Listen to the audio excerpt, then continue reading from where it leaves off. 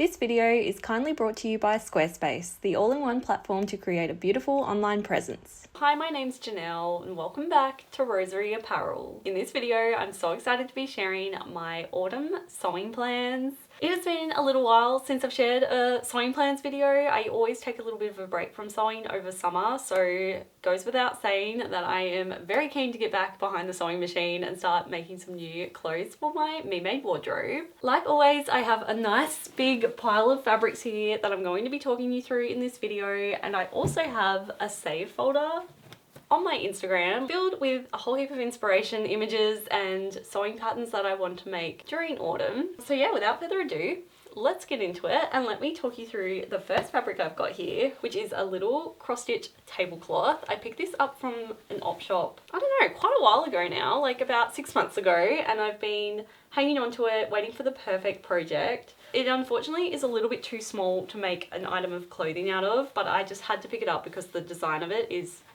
so bright and colourful, and there is something so nostalgic about a cross-stitch design like this to me. Like, it's definitely something you would find in your nana's linen closet. And from this gorgeous vintage textile, I have plans to make this quilted bag. The pattern is by Rosie Caldwell Studio. It is just like basically a really cute version of a duffel bag. I recently found out about a concept called an analog bag, where you basically fill up a bag full of all your analog and cozy hobbies and just have it sitting next to your couch. So whenever you have a moment where you normally would pick up your phone and just start doom scrolling, you can instead go to your analog bag and pull out a little craft and work on that instead. And that's kind of the vision I have for this piece of fabric. I want to make a gorgeous little bag, and I'm pretty sure I'm going to go with this pattern here, and then fill it with all of my cozy hobbies like my knitting and my cross stitch and junk journaling supplies, things like that, and just have it sitting somewhere where it's easily accessible.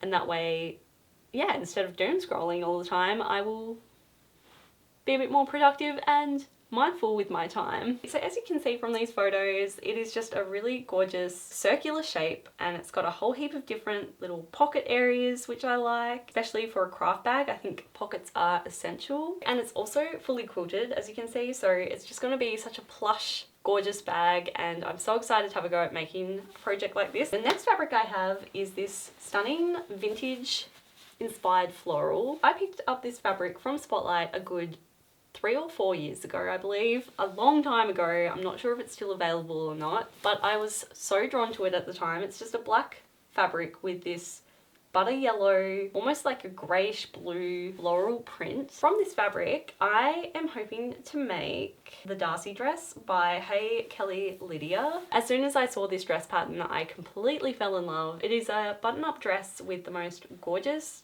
sailor collar detail. Here are some examples of other people's Darcy dresses and just how gorgeous is it. From this fabric, it could be such a cute little dress, and I've also decided I want to pair it with this lace trim I've had in my stash for a while. Like, these two pieces together are just going to make the dream dress, I think. So as you can see here in the example images, you can see where people have used a contrasting trim, and I just think it adds the most whimsical detail to this dress, and I'm so excited to get started with it. And yeah, definitely subscribe if you want to see me whip up this dress. I'm going to be making a whole sewing vlog all about it because I'm just so excited, and I think it's going to turn out beautifully. This next fabric I have is one I've already made a dress out of before. It's just this gorgeous green grid fabric. It's got quite a linen feel to it. I'm not sure if it is technically a linen. I think it's just 100% cotton, but I don't know, the weave of it and everything is very linen-esque. And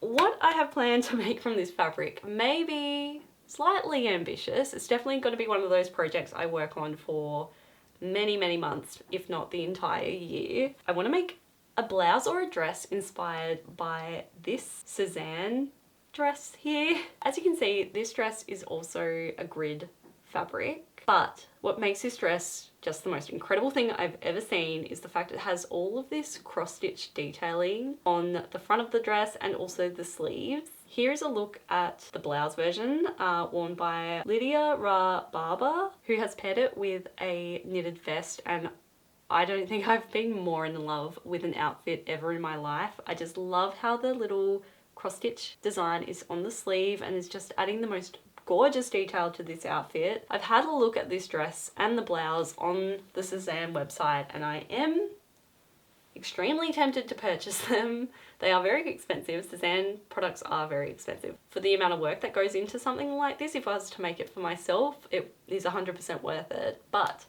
at the same time, to make something like this could be a really fun project. So I'm kind of in two minds about whether or not I'll just bite the bullet and purchase this dress, maybe the blouse honestly, or if I use the fabric I've got here to potentially make something similar.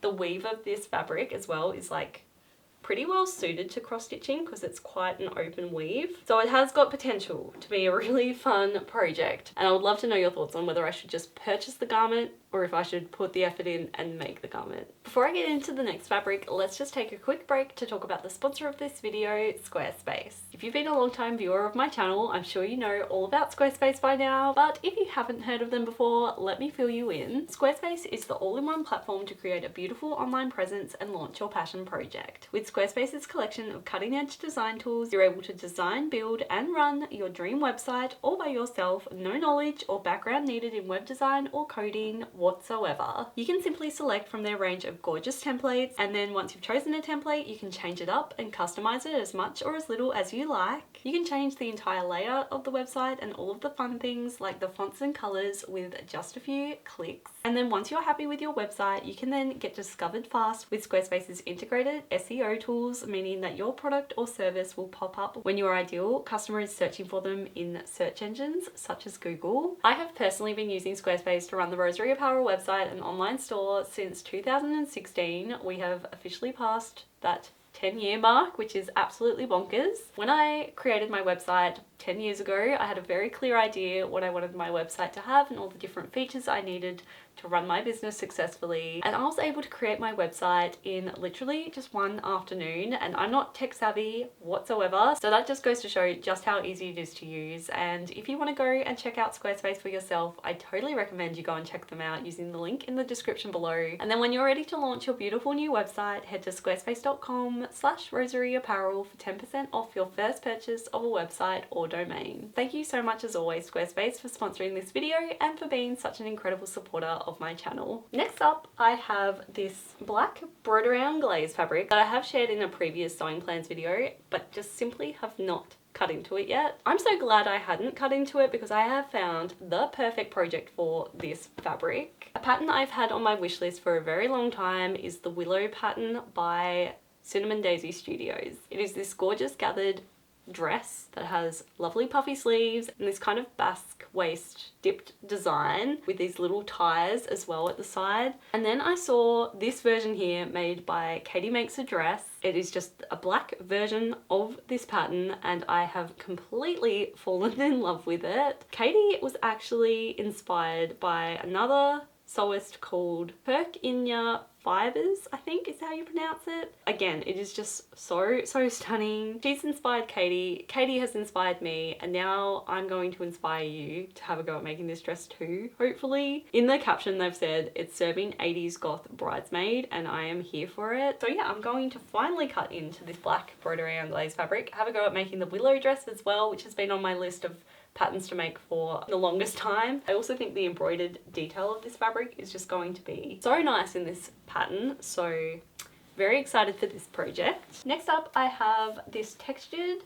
crinkle cotton fabric that I purchased from Spotlight a while ago and have also made a garment out of before, but luckily I have a bit of it left over because I have the perfect project for this, and that is the Paloma pattern by Swim Style Patterns. It is this stunning gathered blouse. By now you know I love a good gather, and this is like everything I would want in a blouse. They have also recently come out with a dress extension pack, so I'm now in two minds on whether or not I want to make the blouse or the dress. And full disclosure, they have kindly sent me a copy of the pattern too, which I very much appreciate because it's the sort of pattern I would have purchased myself anyway. Yeah, could really use your input down in the comments below on whether or not you think I should make the blouse or the dress, because I could go either way at this point. But yeah, I think this plaid fabric will just work so nicely and goes with everything else in my wardrobe. So if I made the blouse, it would work with all of my skirts and jeans and things like that. And the last fabric I have to share is this stunning embroidery on glaze fabric that I picked up while I was in South Korea. It comes across quite burnt orange on the screen, but it is definitely more on the brown end of the spectrum, and the actual embroidered details of this fabric are stunning. It's one of the most beautiful embroidery on glaze fabrics I have ever come across. From this gorgeous fabric, I have planned to make this style of dress here. It is a drawstring dress by the brand Tradlands. It's basically a square neckline dress with a drawstring gathered waist, so you can cinch it all in nice and tight or wear it nice and loose. I also love the length of this dress. It is not quite a maxi length, but very close. It's definitely ankle grazing, which is one of my preferred lengths for dresses at the moment. And I just feel like this will be a really fun tutorial to make. Yeah, I'm really excited to have a go at making a dress like this one for myself. And then apart from sewing, I do have a knitting project planned. I stumbled across this knit here just before Christmas, basically. It is worn by Alexis May McMullen. It is exactly the type of knit I want to have a go at making this year. Last year, I learned how to colorwork knit for the very first time, and I made a vest which I was so proud of. But now I want to take my colorwork knitting to the next level and make a knit like this one. I love the striped element. I love the kind of like floral-esque motif in the cream stripe. I haven't found a pattern yet exactly like this. I haven't really looked yet, to be honest, but if you happen to know of a pattern that is a similar vibe to this sweater, I would love to know your recommendations. And either way, I'm really excited to, yeah, push my colorwork knitting skills even more this year and try to knit something a little bit more intense, like a full-on sweater like this. And apart from that, there is one other pattern that I'm really looking forward to hopefully making during autumn as well. I just haven't found the perfect fabric for it yet, and that is the Sunday dress by my keeper New Zealand. You may recall that last year I made her teddy dress and